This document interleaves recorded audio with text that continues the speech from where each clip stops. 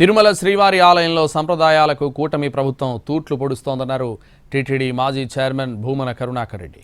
వేద పారాయణం అవసరం లేదని టీటీడీ అధికారి దబాయించడం అపచారమన్నారు. భూమన అసత్య ప్రచారాలు చేస్తున్నారని అన్నారు టీటీడీ సభ్యుడు భానుప్రకాష్ రెడ్డి. ఆయన ఆరోపణలపై బహిరంగ చర్చకు సిద్ధమని సవాల్ చేశారు. మేమొస్తే వెంకటేశ్వర ఆలయాన్ని ప్రక్షాళన చేస్తాము, ఆ పాలననంతా కూడా పరమ పవిత్రం చేస్తాము అని చెప్పినటువంటి ఈ పాలకుల పాలనలో వేద పారాయణాన్నే నిషేధించాలా అన్నటువంటి ఆలోచన ఒక అధికారికి వస్తే మీ అనుమతి లేకుండా చేస్తాడా ఇలాంటివి అనేటువంటి అనుమానాలకు తావు ఇచ్చే విధంగా ఈ కార్యక్రమం ఉన్నది. అంతే కూడా కాదు సుమా, ఇక మీదట అర్చకులందరినీ కూడా ప్రతి ఒక్కరిని తనిఖీలు చెయ్యండి అని ఆదేశాలు ఇచ్చినారు.